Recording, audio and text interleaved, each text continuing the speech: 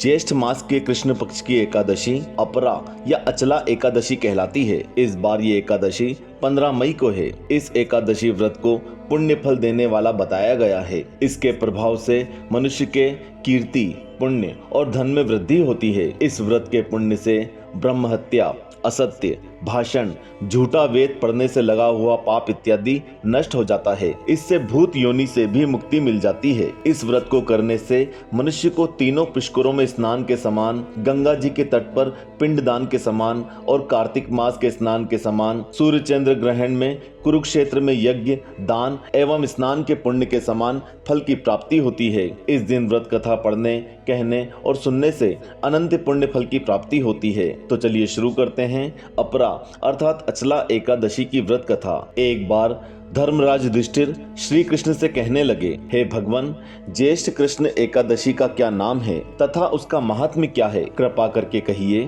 भगवान श्री कृष्ण कहने लगे, हे राजन, ये एकादशी अचला तथा अपरा दो नामों से जानी जाती है। पुराणों के अनुसार ज्येष्ठ कृष्ण पक्ष की एकादशी अपरा एकादशी है, क्योंकि यह अपार धन देने वाली है। जो मनुष्य इस व्रत को करते हैं वे संसार में प्रसिद्ध हो जाते हैं। इस दिन भगवान त्रिविक्रम की पूजा की जाती है। अपरा एकादशी के व्रत के प्रभाव से ब्रह्म हत्या, भूत योनि, दूसरे की निंदा आदि के सब पाप दूर हो जाते हैं। इस व्रत के करने से पर स्त्री गमन, झूठी गवाही देना, झूठ बोलना, झूठे शास्त्र पढ़ना या बनाना तथा झूठा वेद्य बनना आदि सब पाप नष्ट हो जाते हैं। जो क्षत्रिय युद्ध से भाग जाए वे नरकगामी होते हैं, परंतु अपरा एकादशी का व्रत करने से वे भी स्वर्ग को प्राप्त होते हैं। जो शिष्य गुरु से शिक्षा ग्रहण करते हैं फिर उनकी निंदा करते हैं वे अवश्य नरक में पड़ते हैं, मगर अपरा एकादशी के व्रत करने से वे भी इस पाप से मुक्त हो जाते हैं। जो फल तीनों पुष्कर में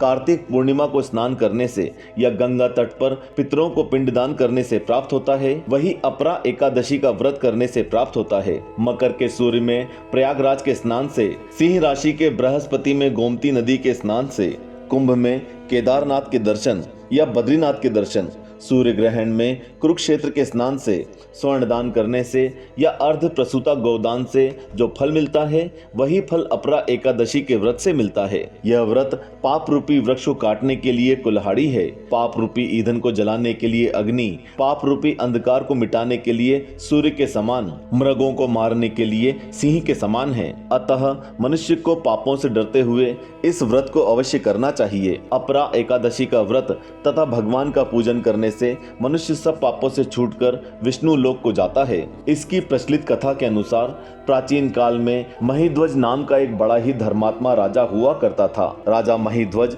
जितना नेक था, उसका छोटा भाई वज्रध्वज उतना ही पापी, क्रूर, अधर्मी तथा अन्यायी था।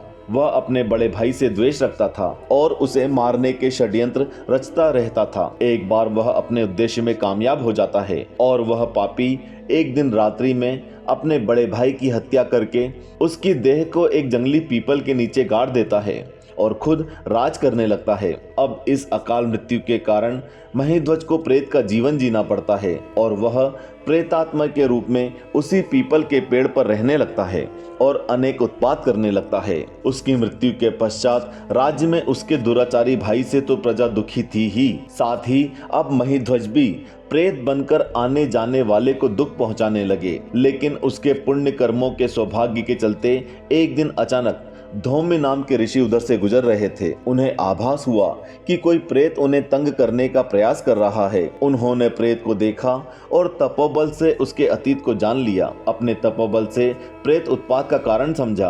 अब ऋषि उसका भविष्य सुधारने का जतन सोचने लगे।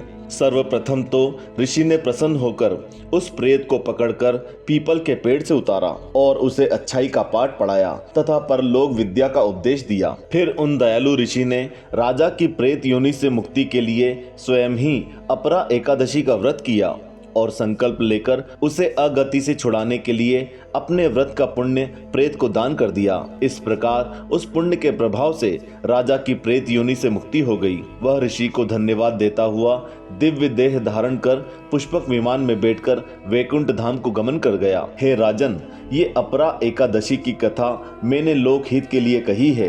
इसे पढ़ने या सुनने से मनुष्य सब पापों से छूट जाता है। जय श्री कृष्ण। ओम नमो भगवते वासुदेवाय नमः। हम आशा करते हैं आपको अपरा एकादशी की ये पावन कथा अवश्य पसंद आई होगी, इसलिए वीडियो को लाइक कर ज्यादा से ज्यादा शेयर करें।